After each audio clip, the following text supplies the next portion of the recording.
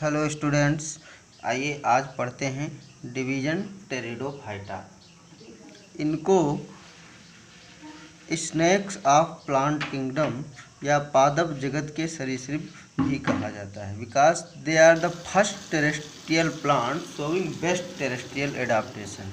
यानी कि ये पहले टेरेस्ट्रियल प्लांट हैं जिनमें सबसे ज़्यादा, यानी कि अभी से पहले जो हम पढ़ चुके एल्गी ब्रायोफाइटा, उनसे ज़्यादा इनमें टेरेस्ट्रियल यानी स्थल पर रहने योग्य अनुकूलन पाया जाता है। जैसे वैस्कुलर टिश्यू का डेवलपमेंट, वैस्कुलर टिश्यू यानी कि जाइलम और फ्लोएम का बनना। इससे पहले आप पढ़ते थे एल्गी और ब्रायोफाइट्स में जाइलम और फ्लोएम नहीं बना था, इसीलिए ब्रायोफाइटा को आप कहते हैं पादप जगत का उभयचर यानी कि एम्फीबियन ऑफ प्लांट किंगडम। और टेरिडोफाइटा ये आगे बढ़ कर के पादप जगत के सरीसृप यानी रेप्टिलियन ऑफ प्लांट किंगडम या स्नेक्स ऑफ प्लांट किंगडम। इनका जो मेन प्लांट होता है, हम शुरू से बताते चले आ रहे हैं कि या तो स्पोरोफाइट होगा या तो गेमिटोफाइट होगा। तो इनका जो मेन प्लांट होता है वो स्पोरोफाइट होता है, यानी कि ये स्पोर बनाएगा। और ये मेन प्लांट ये रूट, स्टेम और लीव्स में डिफ्रेंशिएटेड होगा, यानी कि ट्रू रूट्स, ट्रू लीव्स और ट्रू स्टेम यहाँ पर पाया जाता है। ब्रायोफाइटा में ऐसा कुछ भी नहीं मिलता था। आते हैं देख लेते हैं। जो रूट होता है वो एडवेंटिटियस यानी अपस्थानिक जड़ होता है। टैप रूट सिस्टम यहाँ पर नहीं पाया जाता।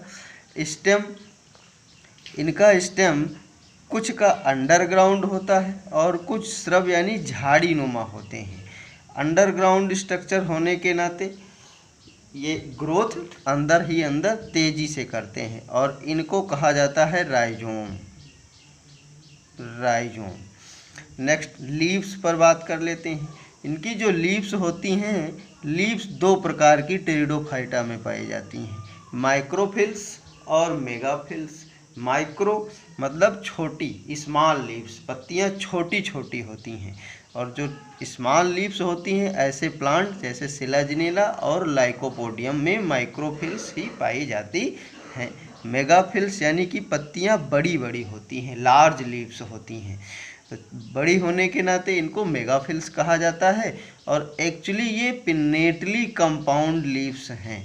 कंपाउंड लीव्स आप सिंपल और कंपाउंड दो लीव्स में डिफ्रेंशिएट करते हैं। कोई लीव्स अगर इस प्रकार से बनी है, जैसे आप मैंगो की लीव्स देखते हैं, तो ये इसको हम कहते हैं सिंपल लीव्स या सरल पत्ती। और यदि इसी लीव्स में आप नीम की पत्ती देखें तो इसमें आपको लगता है कि एक के साथ में ढेर सारी कई पत्तियां लगी हुई हैं। इस प्रकार के लीव्स को हम कहते हैं कंपाउंड्स लीव्स। तो यहाँ पर भी मेगाफिल्स में भी आपको कंपाउंड्स लीफ मिलेगी, जैसे टेरिस और ड्रायोप्टेरिस में। हैबिटेट पाए कहाँ जाते हैं? ज़्यादातर मॉइस्ट एंड सैडी प्लेसेस पर पाए जाते हैं, जहाँ कूल, नम एवं छायादार स्थानों में।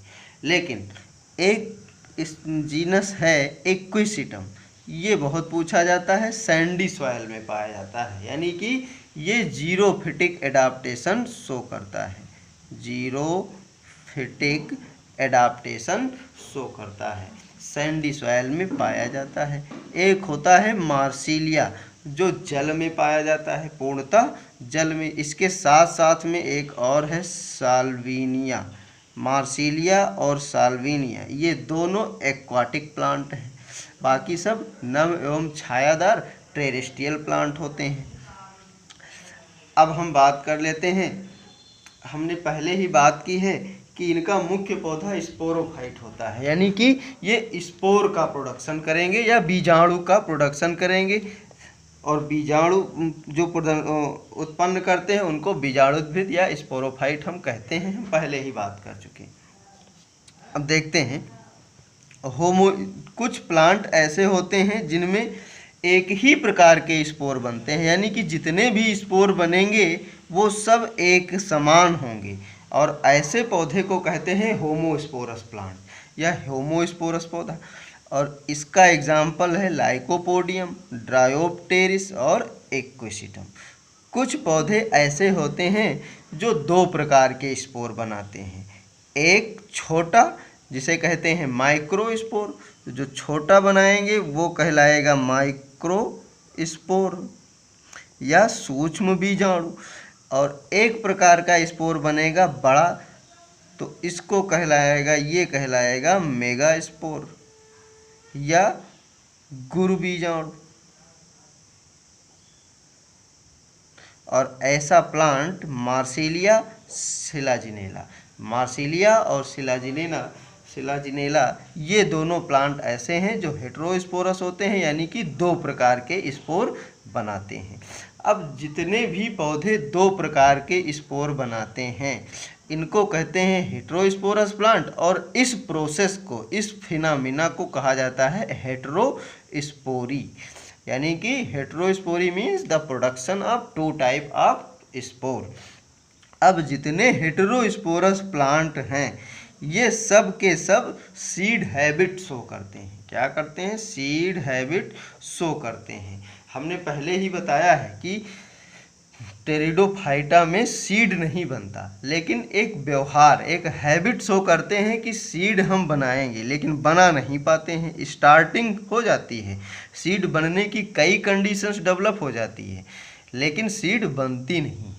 तो सीड हैबिट शो करते हैं। बहुत पूछा जाता है कि कौन सा पौधा सीड हैबिट शो करता है जो टेरिडोफाइटा से बिलोंग करे, जैसे कि मार्सिलिया और सिलाजिनेला, ये दोनों हेटेरोस्पोरस प्लांट हैं। अब आते हैं थोड़े क्लासिफिकेशन की बात कर लें।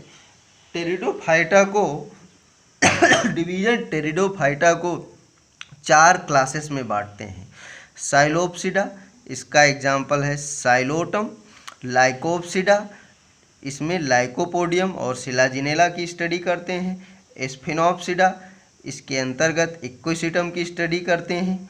टेरोप्सिडा, जिसमें टेरिस और ड्रायोप्टेरिस की स्टडी करते हैं। अब आते हैं, थोड़ी हम बात करेंगे लाइफ साइकिल की।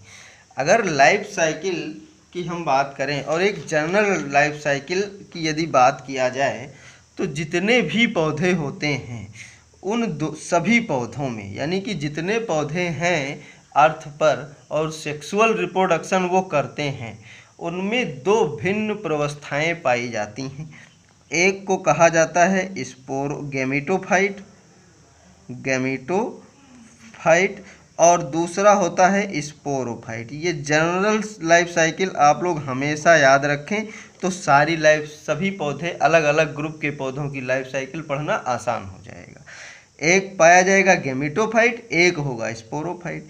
गैमेटोफाइट हमेशा एन नेचर यानी अगुणित या हैप्लॉइड होता है, और स्पोरोफाइट 2n यानी कि डिप्लॉइड या द्विगुणित होता है।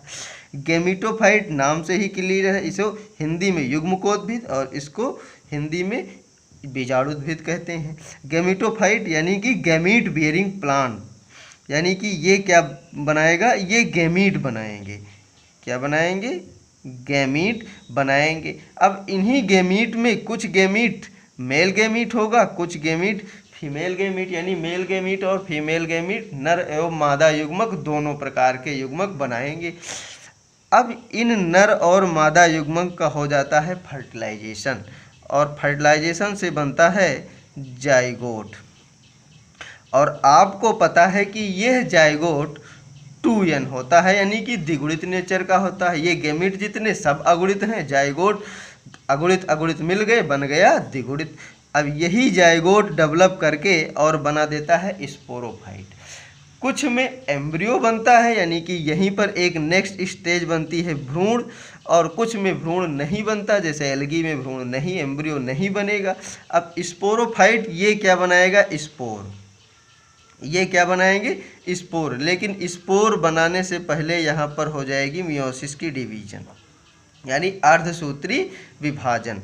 तो जो स्पोर बनेंगे ये स्पोर भी n यानी कि अगुणित नेचर के हो जाएंगे, क्योंकि अर्धसूत्री विभाजन यहाँ पर हो गया।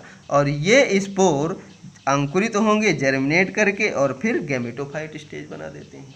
तो ये एक जर्नल कॉन्सेप्ट है किसी भी पौधे के जीवन चक्र का जो सेक्सुअल रिप्रोडक्शन करता है। इसी में कुछ मॉडिफाइड करके और अलग अलग समूह में अलग अलग प्रकार के स्ट्रक्चर बनते हैं, उनकी स्टडी हम कर लेते हैं। देखें यहाँ पर टेरिडोफाइटा की, टेरिडोफाइटा का मुख्य पौधा जो होता है वो कैसा होता है? स्पोरोफाइट। जब ब्रायोफाइट आपने पढ़ा था तो उनको कहा था कि इनका मुख्य पौधा होता है गेमिटोफाइट, लेकिन इनका कैसा है? ये स्पोरोफाइट है। इनमें स्पष्ट रूट पाया जाता है, स्टेम पाया जाता है और लीव्स भी पाई जाती है, जबकि ब्रायोफाइटा में ऐसा कुछ नहीं था। अब ये स्पोरोफाइट में स्पोर्स बनेंगे, लेकिन स्पोर्स एक स्पेशल स्ट्रक्चर में बनते हैं जिसको कहा जाता है स्पोरेंजिया। स्पोर्स एक स्पेशल स्ट्रक्चर में बनेंगे जिन्हें कहते हैं स्पोरेंजिया। इन्हीं स्पोरेंजिया को ब्रायोफाइटा में हम कैप्सूल कहा करते थे। अब ये स्पोरेंजिया एक विशेष प्रकार की पत्ती पर डेवलप होते हैं, बनते हैं, ऐसे नहीं कि यहाँ कहाँ बन जाएं। एक विशेष प्रकार की पत्ती पर बनते हैं, लीव्स पर। उन पत्तियों को कहा जाता है स्पोरोफिल्स। और ये स्पोरोफिल्स यानी कि पत्तियां, spore bearing leaves is called sporophyll. अब ये स्पोरोफिल्स कॉम्पैक्टली अरेंज्ड हो जाएंगी और अरेंज्ड होकर के बना देती हैं स्ट्रोबिलाई। कॉम्पैक्टली अरेंज्ड होकर के एक कोन लाइक स्ट्रक्चर बनाएंगी जिसे कहेंगे स्ट्रोबिलाई। अभी पूरी तरीके से कॉम्पैक्टली नहीं अरेंज हुई हैं, लूजली हैं थोड़ी। जब बहुत कॉम्पैक्टली तो उन्हें हम कोन कहने लगते हैं, और ये स्ट्रक्चर हमें जिम्नोस्पर्म में मिलेगा। अब देखें, यानी कि स्पोरोफाइट पर हमको मिलेगा स्ट्रोबिलाई। क्या? स्ट्रोबिलाई। स्ट्रोबिलाई बना किसका होता है? स्पोरोफिल्स का बना होता है।